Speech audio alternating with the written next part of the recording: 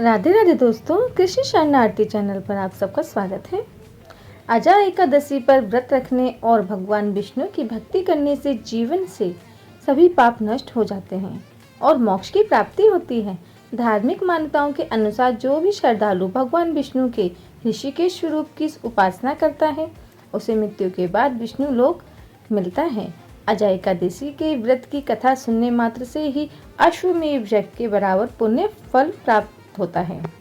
भाद्रपद मास की कृष्ण पक्ष की एकादशी को अजा एकादशी का व्रत रखा जाता है। ऐसी मान्यता है कि यह व्रत जीवन से दुख, दर्द और संकटों का नाश कर देता है और मोक्ष का मार्ग प्रदर्शित करता है।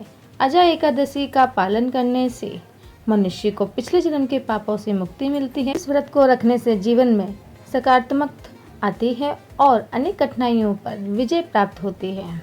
तो चलिए जानते हैं इस साल 2025 में अजा एकादशी का व्रत कब रखा जाएगा, इसका शुभ मुहूर्त, पारण का समय, इसका महत्व और व्रत कथा भी हम आज आपको सुनाएंगे।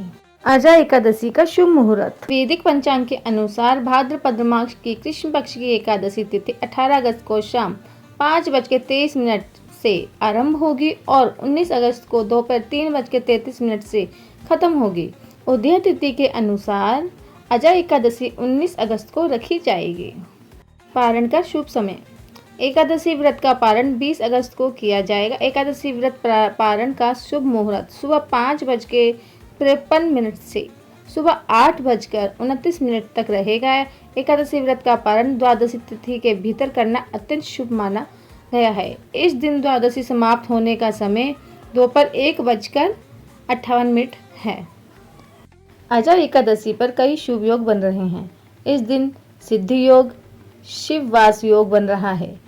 इन शुभ और लाभदायक योग में व्रत रखने और विधि विधान से पूजा करने का दोगुना फल प्राप्त होगा। अजा एकादशी की व्रत कथा। प्राचीन काल में अयोध्या के राजा हरिश्चंद्र एक अत्यंत सत्यवादी और न्याय प्रिय शासक थे। उन्होंने अपने जीवन में कई कठिन परिस्थितियों का सामना किया, जिनमें सबसे प्रमुख थी अपनी पत्नी और पुत्र को बेचना और स्वयं एक चंडाल के सेवक बनना। एक दिन राजा हरिश्चंद्र अपनी व्यथा लेकर गौतम ऋषि के पास पहुंचे। ऋषि ने राजा की पीड़ा सुनी और उन्हें भाद्रपद माह की कृष्ण पक्ष की अजा एकादशी का व्रत करने की सलाह दी। उन्होंने बताया कि इस व्रत के प्रभाव से राजा के सभी पाप नष्ट हो जाएंगे और उन्हें उनके कष्टों से मुक्ति मिलेगी। गौतम ऋषि के वचनों को सुनकर राजा हरिश्चंद्र ने अजा एकादशी का व्रत किया और विधि विधान से भगवान विष्णु की पूजा अर्चना की। व्रत के प्रभाव से उनके सभी पाप नष्ट हो गए। उन्हें उनका परिवार वापस मिल गया और उनका खोया हुआ राज्य भी उन्हें वापस मिल गया। इसके अतिरिक्त राजा हरिश्चंद्र को मृत्यु के बाद बैकुंठ धाम की प्राप्ति हुई। अजा एकादशी का महत्व। अजा एकादशी का व्रत भगवान विष्णु को समर्पित है और इसे सभी एकादशी व्रतों में सर्वश्रेष्ठ माना जाता है। इस व्रत को करने से मनुष्य के सभी पाप नष्ट हो जाते हैं और उसे मोक्ष की प्राप्ति होती है। इसके अतिरिक्त अजा एकादशी का व्रत करने से व्यक्ति को धन, संपत्ति, सुख और समृद्धि की भी प्राप्ति होती है।